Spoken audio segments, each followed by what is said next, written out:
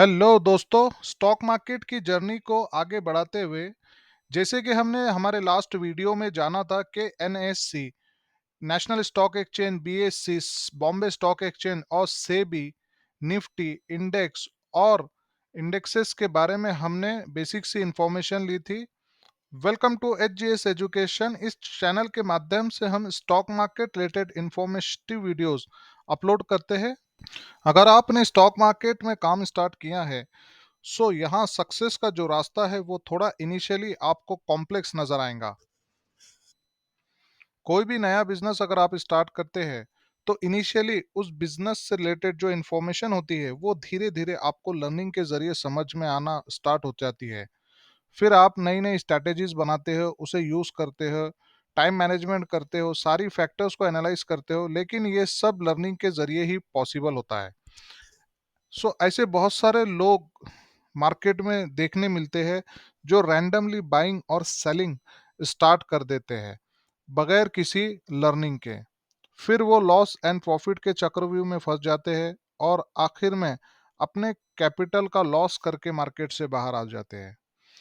लेकिन अगर आप एक स्टेबल मनी स्टॉक मार्केट से कमाना चाहते हो तो उसके लिए हमें एनालिसिस सीखना बहुत इंपॉर्टेंट होता है।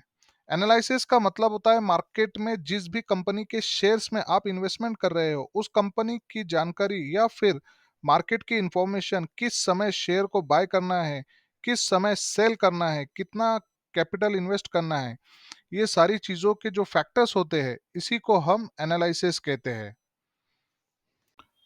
क्यों एनालिसिस की ज़रूरत पड़ती है? क्योंकि स्टॉक मार्केट का जो बिजनेस है वो एक हाई रिस्क और रिवॉर्ड बिजनेस है, इसीलिए हमें ज़रूरत पड़ती है एनालिसिस सीखने की। स्टॉक मार्केट में एनालिसिस के हमें दो टाइप्स देखने मिलते हैं।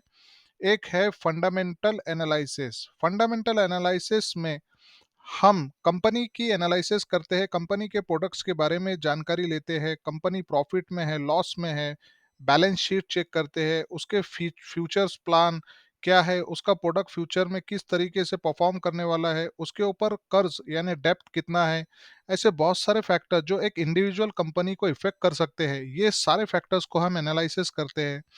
इंडस्ट्रीज एनालिसिस करते हैं, फ्यूचर के प्रॉफिट को आउटलुक करते हैं, इकोनॉमिक कंडीशंस कैसे रहेंगी इसका एनालिसिस करते हैं। ये सारे जो फैक्टर्स है हमें फंडामेंटल एनालिसिस में एनालिसिस करना पड़ता है, जिसके लिए हमें बहुत सारे रिसोर्सेज का यूज करना पड़ता है, बहुत सारी इंफॉर्मेशन को कलेक्ट करना पड़ता है।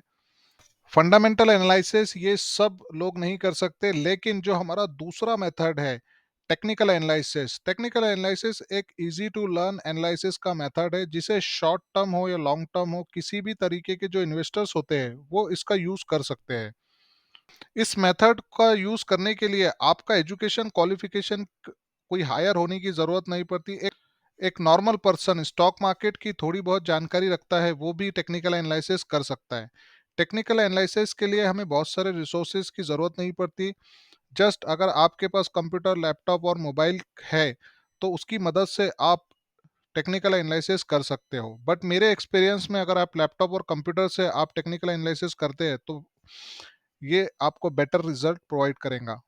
टेक्निकल एनालिसिस बेसिकली इंडेक्स हो या इंडिविजुअल कंपनी हो, कमोडिटी हो या गोल्ड सिल्वर, कोई भी एसेट जो आप सिलेक्ट करते हो उसके प्राइस मूवमेंट को एनालाइज करके फ्यूचर के प्राइस मूवमेंट को प्रिडिक्ट किया जाता है।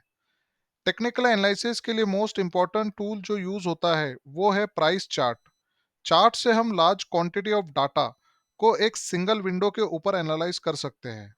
वैसे तो प्राइस चार्ट आपको बहुत टाइप्स के देखने मिलेंगे, लेकिन जो पॉपुलर चार्ट है जो कॉमनली यूज होते हैं उसमें बार चार्ट, लाइन चार्ट और मोस्ट कॉमन यूज होने वाला एकदम रेगुलर जो चार्ट आपको देखने मिलते हैं वो है कैंडलस्टिक चार्ट। चार्ट आपको मल्टीपल टाइम फ्रेम्स में भी अवेलेबल होते हैं एनालिसिस करने के लिए, जैसे कि 5 मिनट्स का chart, 15 minutes, 30 minutes, 16 minutes, 1 day, 1 week, 1 month, multiple time frames के समय देखने मिलते हैं। जो भी टाइम फ्रेम आप सिलेक्ट करते हैं उस टाइम फ्रेम में प्राइस मूवमेंट कहां से कहां तक गया था ये आपको एनालाइज करने मिलता है। कैंडल्स से मिलकर एक कैंडलस्टिक चार्ट कैसे बनता है, हम इसके कंस्ट्रक्शन को अंडरस्टैंड करेंगे। एक सिंगल कैंडल में हमें क्या इंफॉर्मेशन अवेलेबल होती है? एक सिंगल कैंडल में 4 डाटा पॉइंट हमें देखने मिलते हैं, जैसे high, low, open and close. आप कोई भी टाइम फ्रेम अगर सिलेक्ट करते हैं, तो उस टाइम फ्रेम में सिंगल कैंडल के अंदर आपको यही 4 डाटा पॉइंट देखने मिलेंगे। कैंडल्स में डाटा की जो sequence, high point always high पर रहेगा और लो पॉइंट ऑलवेज लो पर रहेगा। जस्ट अगर ओपन के अबो क्लोज्ड आता है, तो ये कैंडल हमें बुलिश कैंडल दिखाई देंगी, और अगर ओपन के ब्लो क्लोज्ड आता है, तो हमें इसे बेरिश कैंडल कहेंगे। बुलिश का मतलब है बायर डोमिनेंट थे, उस दिन ज़्यादा बाइंग हमें देखने मिली, और बेरिश का मतलब है उस दिन हमें सेलिंग प्रेशर देखने मिलता है। अगर हम डेली कैंडल सिलेक्ट करते हैं, तो उस एक दिन का हमें इंफॉर्मेशन मिलता है। एक वीक का अगर हम कैंडल सिलेक्ट करते हैं, तो एक वीक में बायर डोमिनेंट थे कि सेलर डोमिनेंट थे, ये देखने मिलता है। अगर एक घंटे का कैंडल सिलेक्ट करते हैं, तो उस एक घंटे के अंदर अगर बुलिश कैंडल बनती है, तो इसका मतलब है कि उस एक घंटे में बाइंग हुई है। इस तरीके की इंफॉर्मेशन हमको कैंडल स्टिक से देखने मिलती है। चार्ट कंस्ट्रक्शन को अंडरस्टैंड करने के बाद टेक्निकल एनालिसिस की जर्नी को अगर हम आगे बढ़ाते हैं, तो इसमें हमें और भी बहुत सी स्टडीज, जैसे कि candlestick patterns, Japanese candlestick patterns, moving averages, indicators, oscillators, और भी बहुत सारे टूल्स का यूज किया जाता है, जिसे ट्रेंड लाइन, रिट्रेसमेंट, इन सब स्टडीज का यूज करके अलग अलग स्ट्रेटजीज बनाकर आप अपने एनालिसिस का व्यू मार्केट और स्टॉक के बारे में बना सकते हैं। हम आगे की वीडियोस में जानेंगे कि कैंडलस्टिक पैटर्न का यूज कैसे करते हैं, मूविंग एवरेजेस का यूज कैसे होता है, टूल्स कैसे यूज किए जाते हैं, इंडिकेटर्स क्या है, ऑसिलेटर्स क्या है, और जो भी टेक्निकल एनालिसिस रिलेटेड स्टडीज है, उसके बारे में भी हम आगे के वीडियोस में इस चैनल के माध्यम से अपलोड करेंगे।